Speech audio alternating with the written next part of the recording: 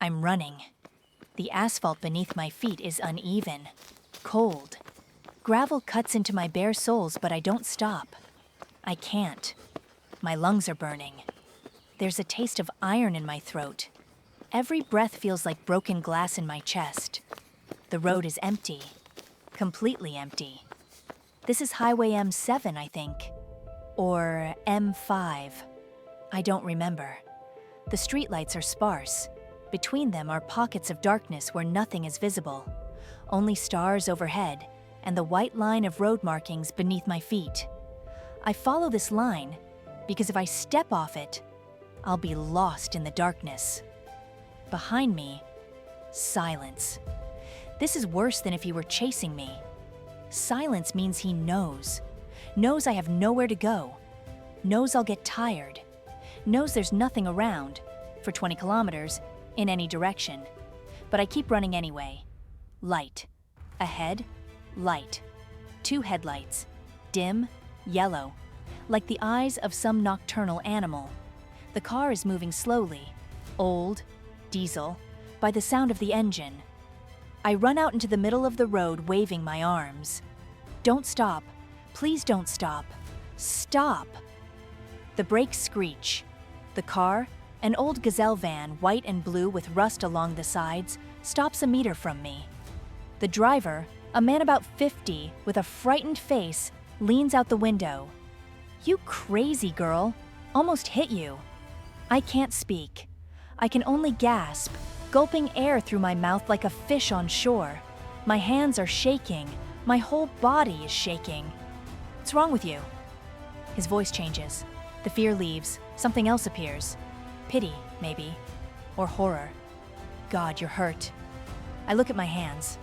He's right. Dark stains on my wrists, on my elbows, on my knees. Not mine, mostly. The dress is torn, dirty, wet from dew or sweat or something else I don't want to think about. "Please," I finally managed to say. "Please help me." He wants to kill me. The driver's face goes pale. He looks around at the empty road, at the forest, pressing close on both sides. At me. "Get in," he says quickly. Quickly. Get in. I don't think. I run to the passenger door, yank it open, climb inside. The cabin smells of cigarettes and diesel and something sweet. Maybe air freshener shaped like a pine tree hanging from the mirror. The driver hits the gas before I even close the door. The van lurches forward, and I watch through the side mirror as the darkness behind us swallows the road, swallows the place where I was standing, swallows everything. I'm shaking so hard my teeth chatter. The driver glances at me, reaches behind his seat, pulls out a jacket. Dirty and worn.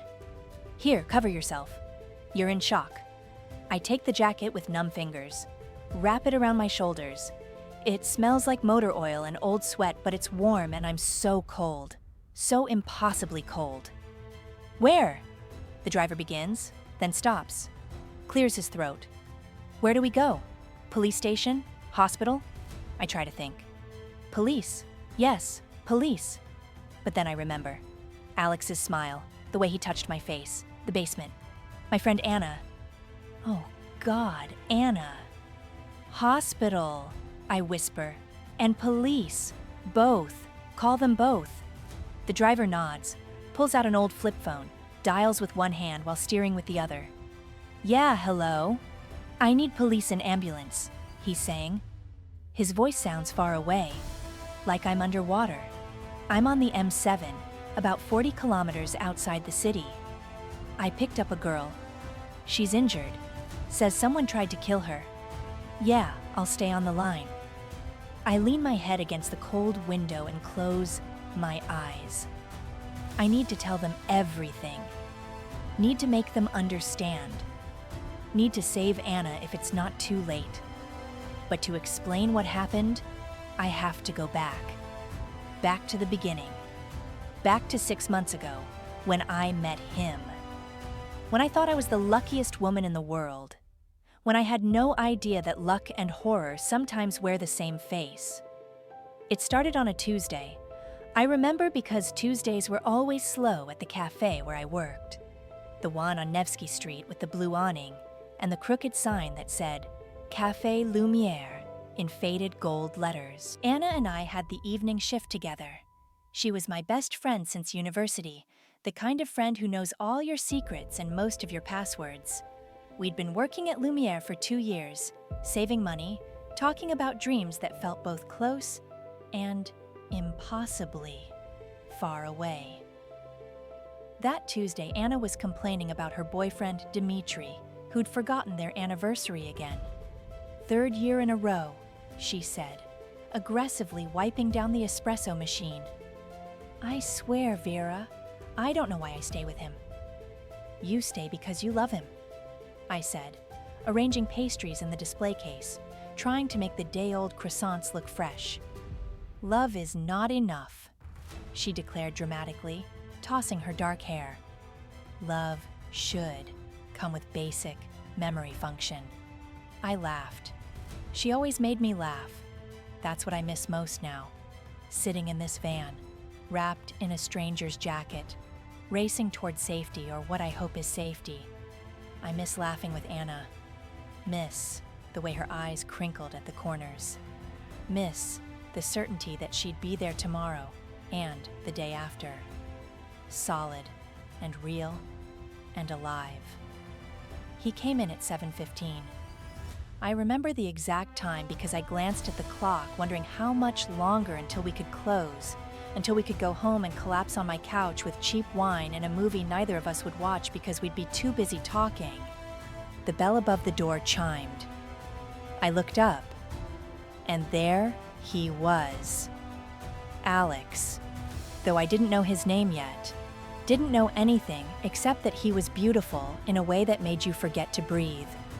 Tall, maybe 6'2", with dark hair that fell just slightly over his forehead in that artfully careless way some men have. Dark eyes, the kind that looked black in certain light. Sharp jawline. A smile that could have sold toothpaste or luxury cars or salvation. Good evening, he said, and his voice was warm, smooth, like expensive whiskey. Still open? For another 45 minutes, Anna called from behind the espresso machine, her voice bright with interest. I shot her a look. She raised her eyebrows at me, grinned. He walked to the counter, scanning the menu board on the wall, and I tried not to stare. Tried and failed. What do you recommend? He asked, looking directly at me. Not at the pastries, not at the menu. At me. The cardamom latte, I said, surprising myself. I usually just recited whatever corporate wanted us to push that week. But something about him made me want to be honest. It's not on the menu, but I make it sometimes. My grandmother's recipe. She was from Istanbul. His smile widened. Cardamom latte it is then, and he kept looking at me while I made it. Not creepy staring. Nothing that set off alarm bells. Just interested, focused attention that made me hyper-aware of every movement, every breath. I could feel Anna watching from across the cafe, practically vibrating with curiosity. I handed him the cup. Our fingers brushed. Cliché, I know, but it happened. That tiny electric moment that romance novels promise and real life rarely delivers. He took a sip, closed his eyes, opened them again. This is perfect, he said softly. Thank you, I managed. My voice came out quieter than intended. What's your name? Vera. Vera. He repeated it like he was tasting it, testing how it felt in his mouth. I'm Alex. Nice to meet you. Vera, who makes perfect cardamom lattes with her grandmother's recipe.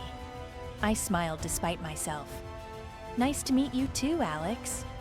He stayed for an hour, sat at the corner table by the window, drinking his latte slowly, reading a book. I tried not to watch him, but kept finding my gaze drifting that direction. He looked up once, caught me staring, smiled that devastating smile. I flushed red, turned away, heard Anna's quiet laughter behind me. When he left, he came back to the counter, placed a generous tip in the jar. "Will you be here tomorrow?" he asked. "I work Wednesday through Sunday," I heard myself say. "Then I'll see you tomorrow, Vera." And he did. He came back the next day at 7:15 exactly. Ordered another cardamom latte. Stayed an hour. We talked a little more this time, about small things. The weather, unusually warm for September. The book he was reading, some thriller I'd never heard of. My studies, I was taking night classes in art history, slowly working toward a degree I wasn't sure I'd ever finish. He listened like everything I said mattered. Like I was the most fascinating person he'd ever met. It's a skill, I realize now. That kind of listening. It's not the same as actually caring. It's performance, careful calibration. But I didn't know that then. Then, I just felt seen. By Friday, Anna was teasing me mercilessly. "Your boyfriend is here," she'd announce every time Alex walked through the door. "He's not my boyfriend," I'd protest, even as my heart did that stupid flutter thing. "Not yet," Anna would say with a wink. It became a routine. He'd come in at 7:15. I'd make him a cardamom latte.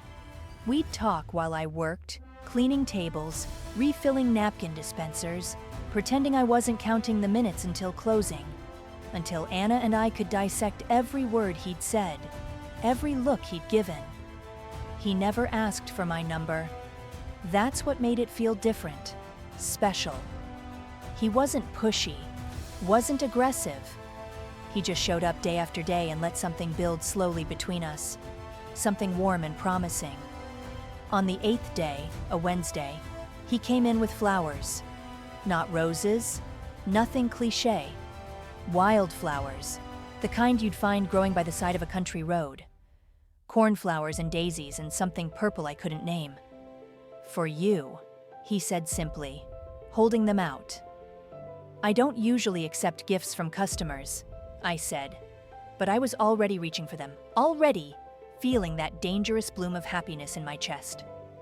"I'm not just a customer," he said. "Am I?" "No," I admitted.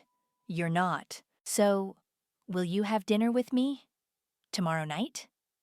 I looked at Anna.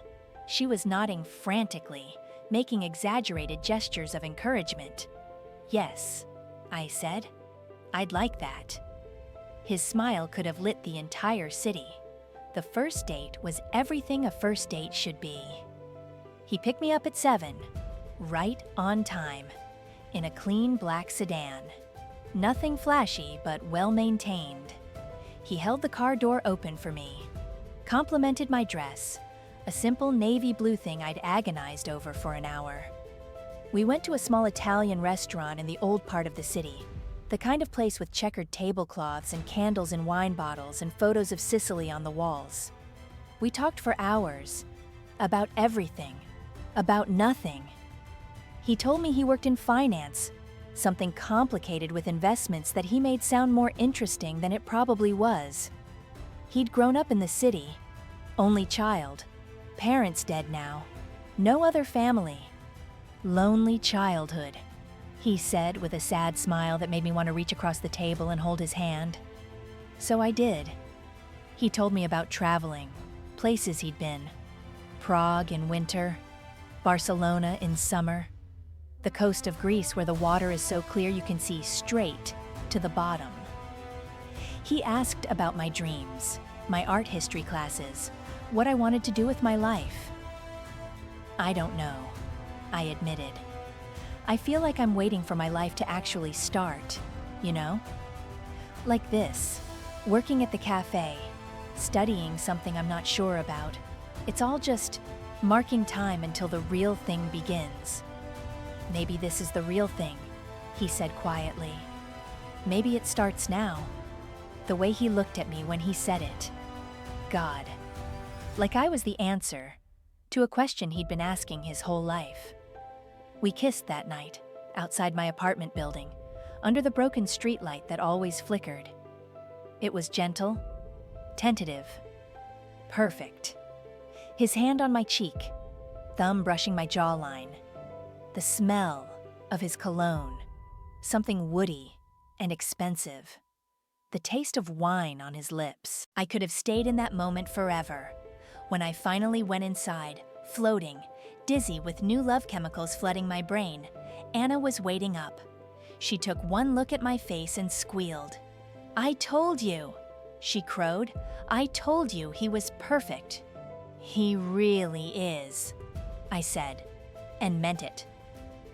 Looking back, I can see the signs I missed. Small things. The way he never wanted to meet at his place. Always mine. The way he'd check his phone constantly but never let me see the screen. The way he asked so many questions about my life, my schedule, my routines, while revealing so little about his own.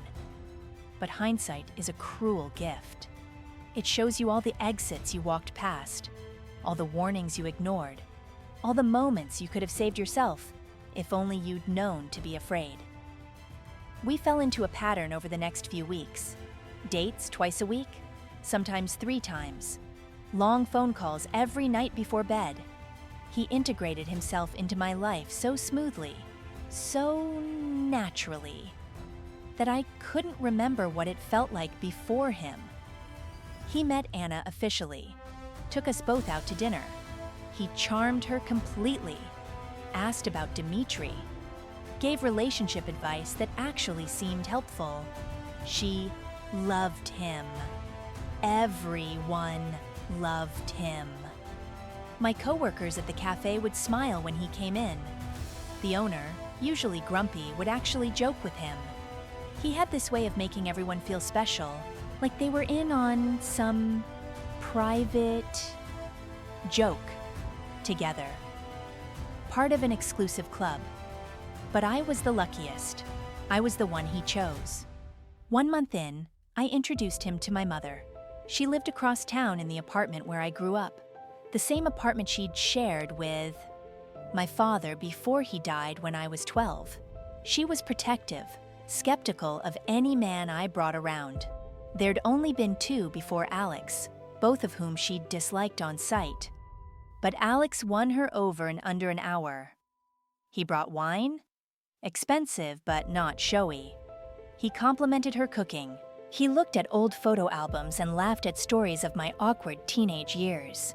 He fixed her leaking kitchen faucet without being asked. When we left, she hugged him. She never hugged my previous boyfriends. In the car, driving back to my place, I felt this overwhelming wave of emotion. Everything was falling into place. My mother approved. Anna approved. I was happy, genuinely happy for the first time in years. "I think I'm falling in love with you," I said. The words came out before I could stop them, hanging in the air between us. Alex glanced at me, reached over, took my hand. "I know," he said simply. "I already am." That night, he stayed over for the first time. We made love in my narrow bed, with the window open and the sounds of the city floating in. Traffic and distant sirens, and someone's television playing too loud.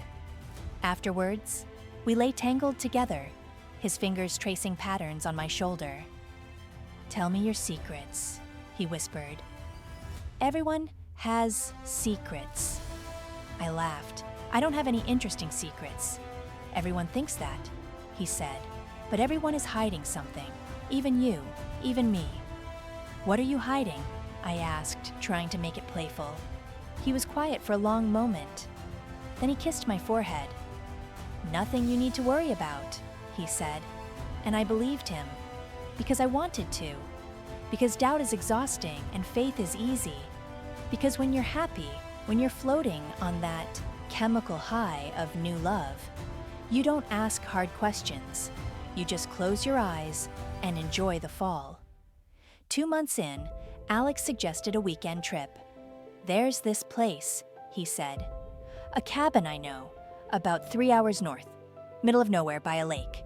We could go, just the 2 of us. disconnect. No phones, no work, no city noise. What do you think? It sounds perfect, I said. Can I invite Anna and Dmitri? Make it a couples thing? He hesitated just for a second. So brief I almost missed it. Then he smiled. Of course, he said. The more the merrier. But the hesitation, that's the moment. If I could go back, if I could reach through time and shake myself, grab my own shoulders and scream, wake up. Look, see, this is where it starts. This is where you still have time to run. That's the moment I'd choose. The tiny pause before he agreed. The flicker of something in his eyes. Annoyance? Calculation? It was there and gone so fast I convinced myself I imagined it. We planned the trip for the first weekend of November. Anna was excited, already making lists of food to bring, movies to download, board games to pack. Dmitri was less enthusiastic, but agreed. He usually agreed to whatever Anna wanted.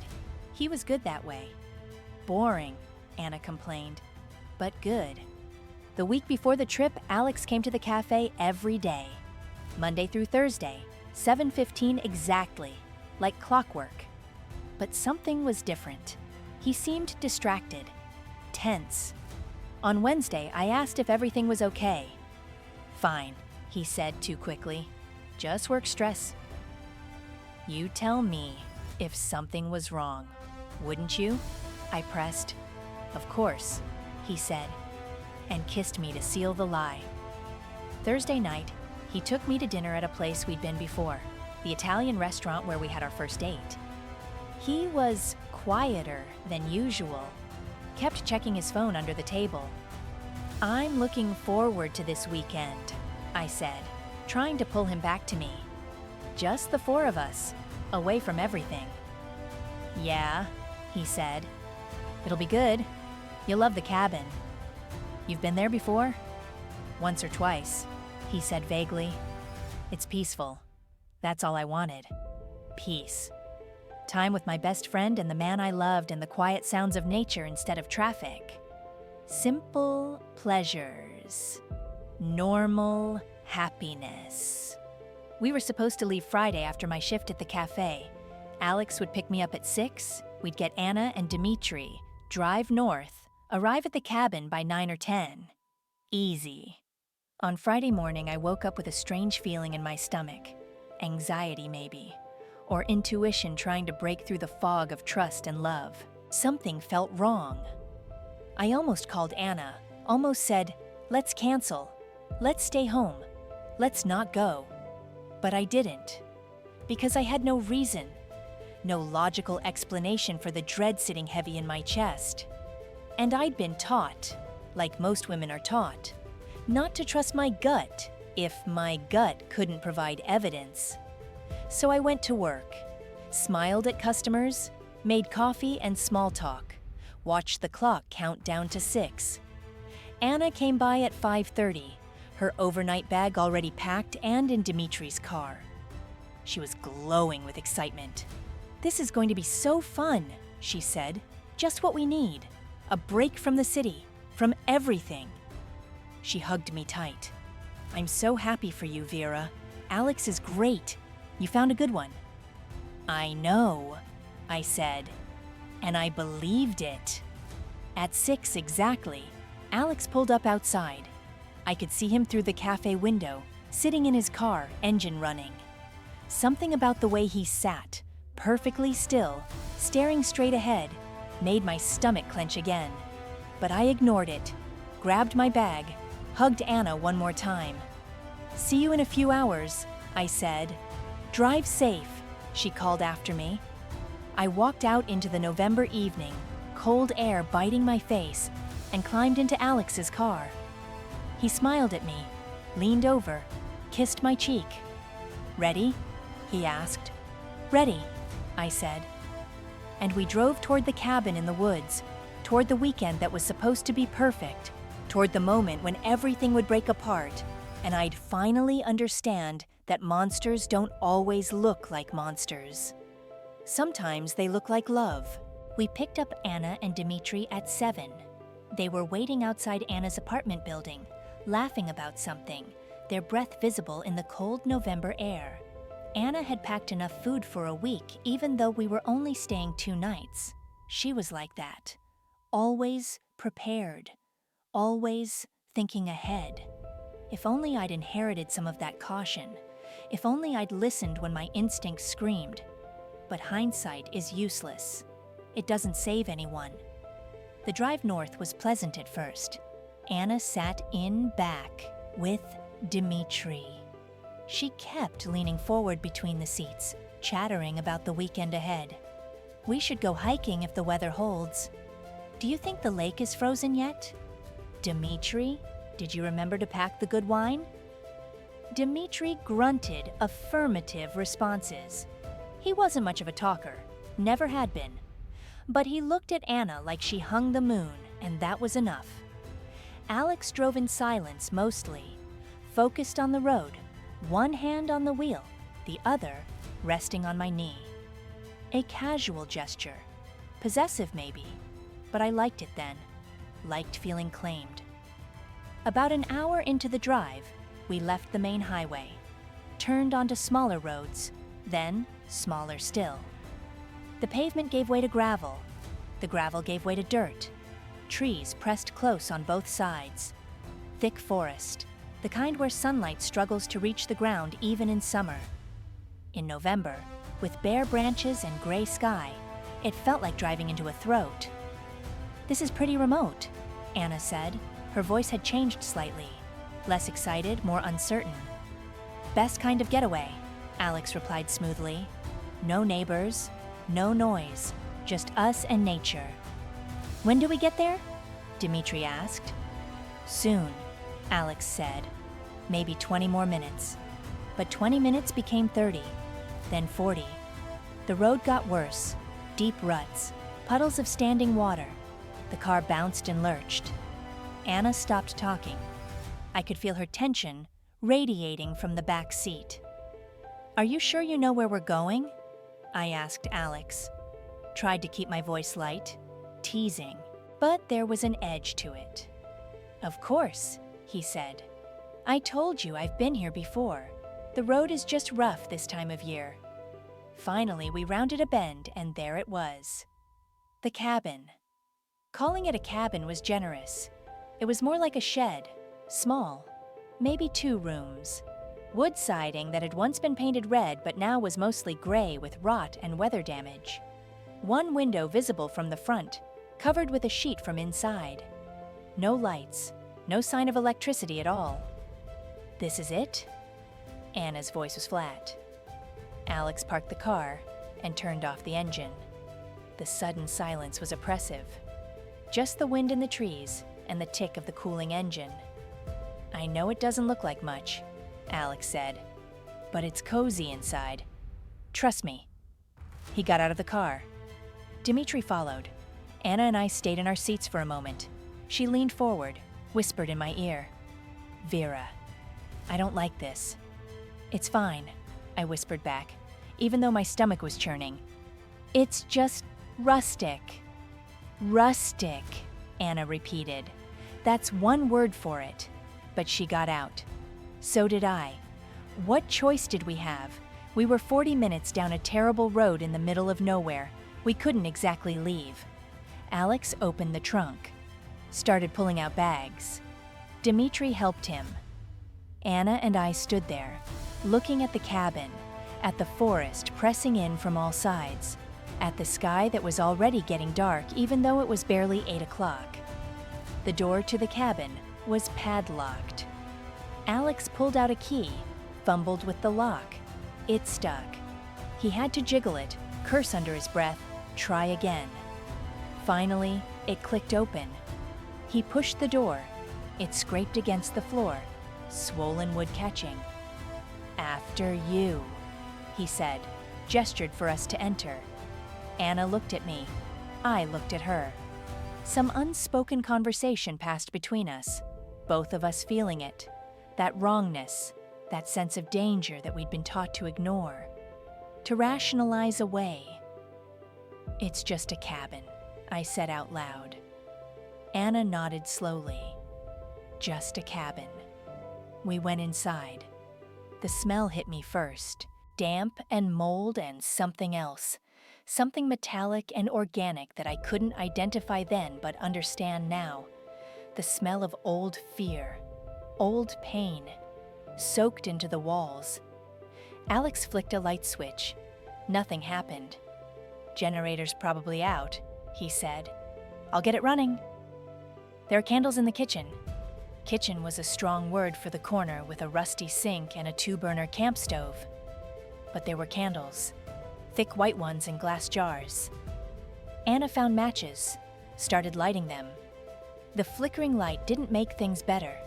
It made them worse. Shadows jumped and writhed. The cabin had 2 rooms, the main space with the kitchen corner and a sagging couch and a wood stove in the center. And a bedroom. Just one. With a double bed and a single mattress on the floor. I'll take the couch, Dimitri said immediately. You two take the bed. Anna and I can share the floor mattress. Alex frowned. Just for a second. Then smiled. Whatever makes everyone comfortable. I'm going to check on that generator. He went back outside. The door scraped shut behind him. The 3 of us stood there in the candlelight. Well, Anna said brightly. Her voice was too loud, too forced. This is cozy, Dimitri grunted, started unpacking food, trying to make himself useful. Anna pulled me into the bedroom, closed the door. Vera, she hissed, what the hell is this place? I know, I said. I know, okay? It's not what I expected either. Expected? Anna's eyes were wide. This isn't a romantic cabin. This is where people get murdered in horror movies. Don't be dramatic, I said, but my hands were shaking. Alex said it's rustic. Rustic? There's rustic, and there's condemned. This place should have a health inspector's warning on the door. We heard footsteps outside, heavy boots on the porch. Both of us froze. The door opened. Alex's voice. Generator's busted. We'll have to make do with candles for tonight. I can probably fix it tomorrow. Anna squeezed my hand. Hard. Her palm was sweaty, or maybe mine was. Tomorrow, she whispered.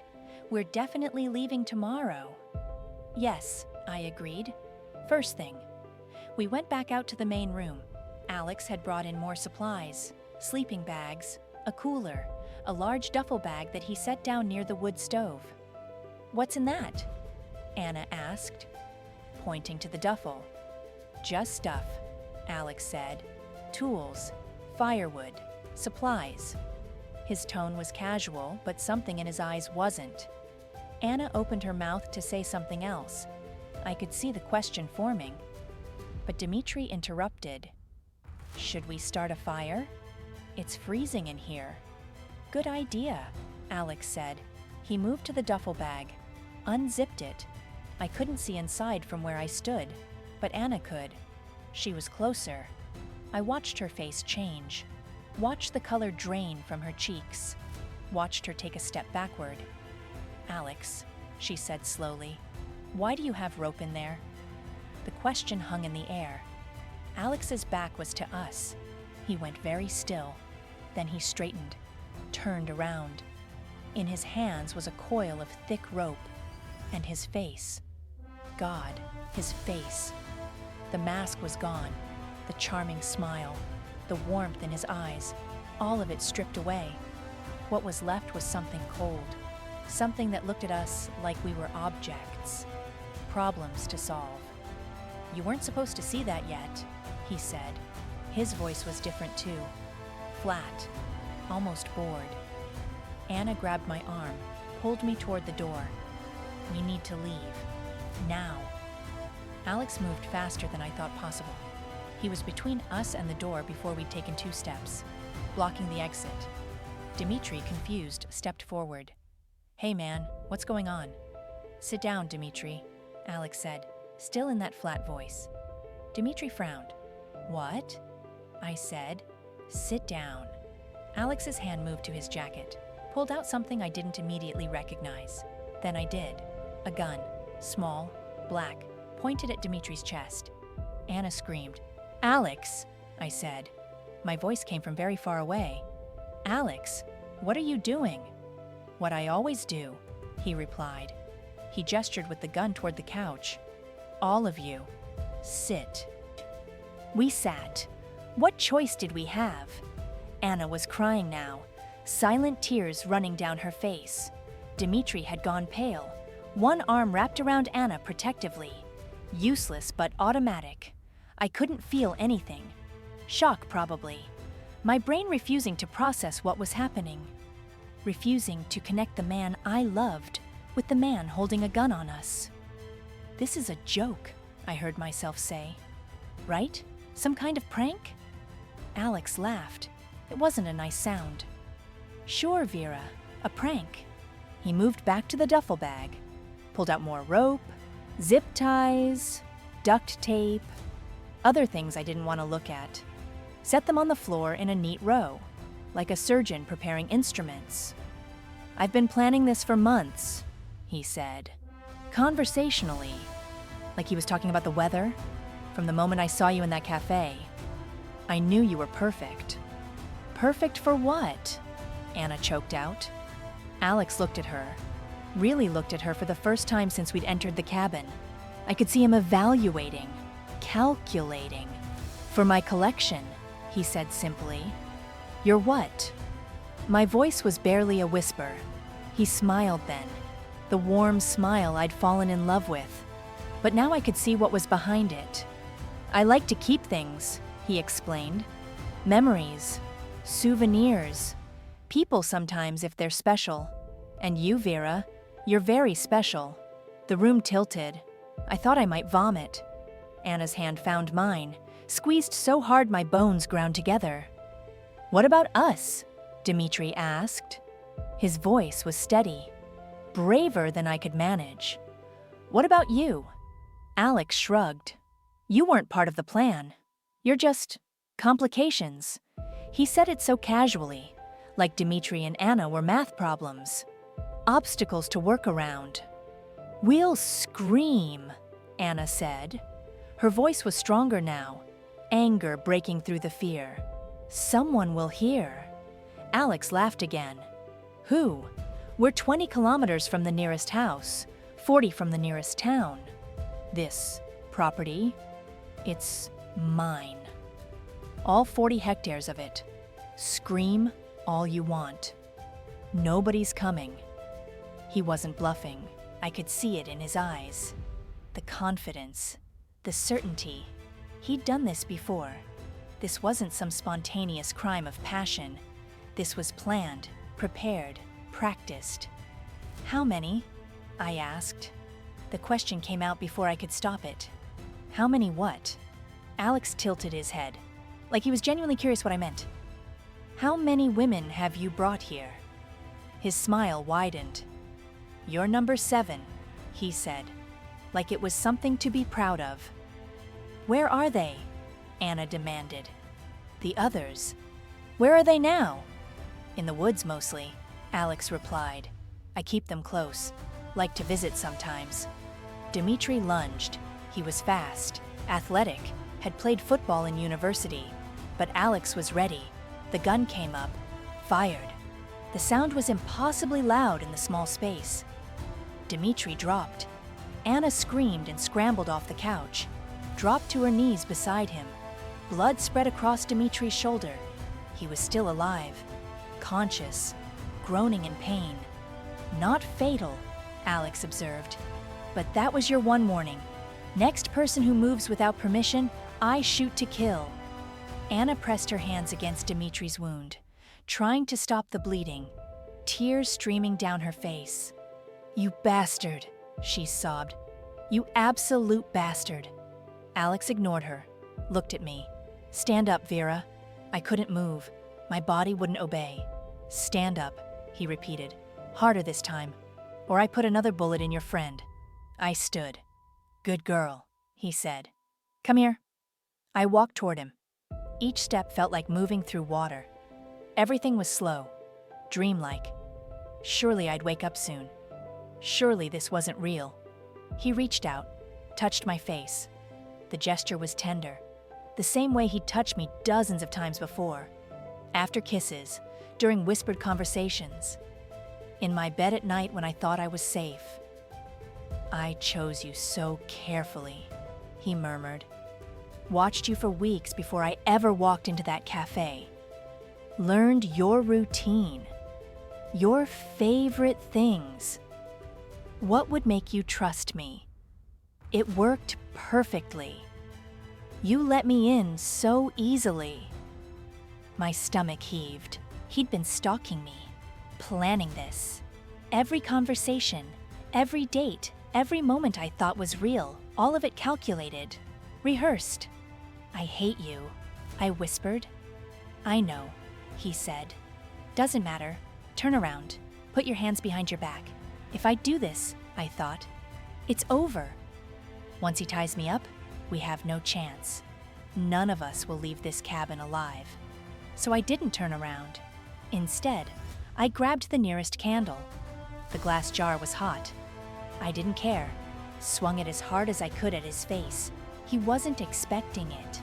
The jar connected with his temple, shattered, wax and glass and flame everywhere. Alex staggered, dropped the gun, roared in pain. "Run!" I screamed at Anna. She didn't hesitate, pulled Dimitri up. He was unsteady, but mobile. They lurched toward the door. I dove for the gun. So did Alex. We hit the floor at the same time, grappling. His hand closed around the grip. I bit him. Hard. Tasted copper. He howled, threw me off. I crashed into the wood stove. Pain exploded across my back. Anna and Dimitri were at the door, pulling it open. Anna looked back. Her eyes met mine. "Go," I mouthed. She hesitated. "1 second, 2, get out of here," I screamed. They ran. Into the darkness. Into the forest. I could hear their footsteps, Dimitri's labored breathing, Anna's sobs. Then nothing, just the wind in the trees. Alex stood slowly. Blood ran down his face from the cut on his temple. His cheek was burned from the candle. One hand hung at his side, my teeth marks visible in the flesh. But he was smiling. "That was smart," he said. "Really smart. I trained you well." He picked up the gun, pointed it at me. "Now we're going to play a new game. The basement." I'd forgotten about the basement, but Alex hadn't. There was a trap door in the floor, hidden under a rug in the bedroom. He made me open it, made me climb down the ladder into the dark. Then he closed the door. I heard the lock click. The basement was small, maybe 8 by 10 feet. Dirt floor, stone walls that wept moisture, no windows, no light except what leaked through the cracks in the trapdoor above. And I wasn't alone. There were things down there, shapes in the dark. I didn't touch them, didn't look too closely, didn't want to know who they'd been, how long they'd been there. I curled up in the corner, farthest from them, and waited. Above me, I could hear Alex moving around. Footsteps, the scrape of furniture. He was calm, methodical, cleaning up the mess I'd made, probably, preparing. Hours passed, maybe days. Time had no meaning in the dark. I drifted in and out of consciousness, shock and cold and dehydration blurring everything together. I thought about Anna and Dimitri, prayed they'd made it out, prayed they'd found help. But I didn't really believe it. Alex knew these woods. He'd hunted here before. They were injured, lost, terrified. What chance did they have? I thought about my mother, about how she'd worry when I didn't call, how long before someone reported me missing. Days probably. By then, it would be too late. I thought about all the warnings I'd ignored, the hesitation before he agreed to invite Anna and Dimitri, the way he never let me see his phone, the vagueness about his past, his family, his life. Red flags I'd painted green because I wanted to believe. Because loneliness makes you stupid. Because love, or what I'd mistaken for love, makes you blind. The trapdoor opened. Light flooded in, blinding after so long in the dark. I squinted up. Alex stood at the top of the ladder. "Come up," he called down. "We're going for a drive." I didn't move. "If you make me come down there," he said pleasantly, "I'll hurt you." "Not enough to kill, just enough to make you wish I had." I climbed the ladder. My legs were weak. I almost fell twice. Alex caught my arm, steadied me. Such a gentleman. We went outside. The van was parked in front of the cabin. Old, white, windowless in the back. Contractor's van or plumber's van or serial killer's van. All the same. "Get in the back," he ordered. I got in. He shut the doors. Darkness again. The engine started. We drove. I don't know how long. 20 minutes maybe. When we stopped, he opened the doors. We were deep in the forest. No cabin, no road, just trees and darkness and the sound of wind. "This is where I keep them," he said. "The special ones. Want to see?" "No," I whispered. He grabbed my arm, pulled me out, dragged me through the trees. There was a clearing, small. You wouldn't see it unless you knew where to look. And in the clearing, shapes, mounds of disturbed earth, some fresh, some overgrown with moss and weeds. 7 mounds, no 6. I'd be the 7th. "This is what love looks like," Alex said. "Keeping someone forever, making sure they never leave. Never betray you. Never stop being perfect." He knelt down, touched one of the mounds, almost tenderly. "She was my first," he said, 5 years ago. I wasn't very good at it then. Clumsy. She suffered more than necessary. But I learned. I got better. "I'm sorry," I said. I don't know why. Just something to say. Something to fill the horrible silence. "Sorry for what?" He looked up at me. "For not being what you wanted," I said. "For trying to escape. For ruining your plan." He stood, brushed dirt off his hands. "You didn't ruin anything," he said. "This is the best part. The chase, the fear. The moment when you finally understand there's no hope. That's what makes it perfect." He pulled a knife from his belt. Long blade, serrated edge, stepped toward me, and I ran, crashed through the trees. No plan, no direction, just blind animal panic. Behind me, I heard him laugh. "Run, Vera," he called. "Run fast, make it fun." Branches tore at my face. Roots tried to trip me. The forest was a maze. Every direction looked the same.